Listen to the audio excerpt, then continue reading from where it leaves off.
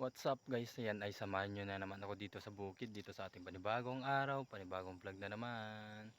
At ayun, dito na nga tayo sa bukid guys, at papunta na nga tayo dun sa ating mga baka.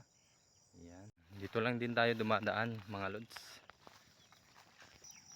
Ayan, nandito na nga tayo sa ating mga baka. Ayan, naghihintay na naman sila sa ibibigay nating pagkain sa kanila. At magkukumpay lang muna tayo ng mais kasi damo naman yung binibigay natin dito. At hindi naman sila nagsasawa yung dalawa sa kumpay ng mais, kaya kumpay ng mais muna yung kukunin natin. Papunta na naman tayo doon sa taas mga lods para kumuha ng kumpay ng mais. At nandito na nga tayo sa pinagkukuhanan natin ng kumpay ng mais mga lods.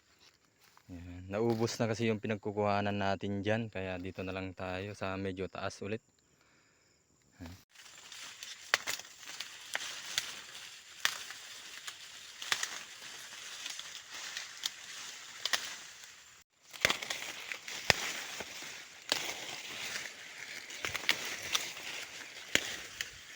At ito na naman nga yung nakuha nating pagkain ng dalawang baka natin. At andun naman yung para sa isang baka natin. At kukunin na lang natin mamaya pagkatapos natin ibigay itong pagkain ng dalawang baka. At hindi na nga tayo nakakuha ng pagkain nila kahapon dahil nga sobrang init. Pero binigyan naman natin sila ng isang tali na pagkain. Kaya ito ay medyo mabigat yung binubuhat natin kasi basa. Ayan, naghihintay na nga silang mga lods.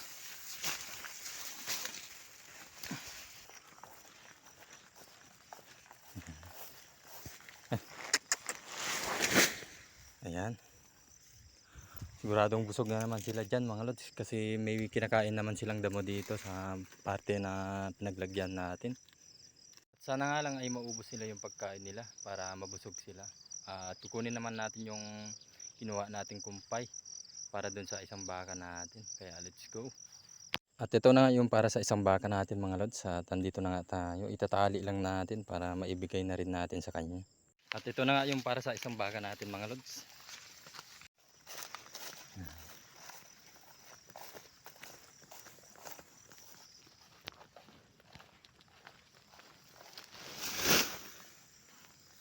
Ayan na nga mga lods at binigay na rin natin. At ayan na nga ay tapos na naman tayo sa pagpapakain ng ating mga baka. Ayan. At pupuntahan naman natin yung ulit yung kalabasa natin. Tignan natin kung may magugulay tayong ibang gulay doon. At sana nga ay may makuha tayo. Kaya let's go. Nandito na naman nga tayo sa ating kalabasa mga lods para tignan kung may tataklubin tayo. At kukunin na rin natin yung bulaklak na makukuha natin. Kukunin nga natin yung makikita nating bulaklak mga lods. Yan, tulad nito. At bali nga hindi pala natin pinipitas yung mga okra natin para may pangtanim tayo sa susunod. Ayan, gagawin natin binhi yung mga okra natin ngayon para sa susunod na taniman ay may itatanim tayo. At ayan nga ay kukunin natin yung mga bulaklak. Ayan nga mga lods ay may tinakluban tayo. Ayan, may bunga.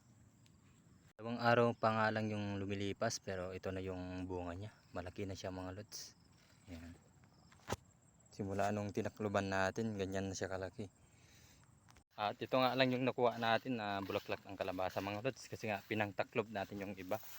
Kaya ayan ay pupuntahan naman natin yung ligaw na ampalaya ngayon. Kaya let's go. Nandito na nga tayo mga lods. Ayan ay kung makikita nyo ay marami na siyang talbos. Kaya kukunin natin yan para may pangsahog tayo sa munggo.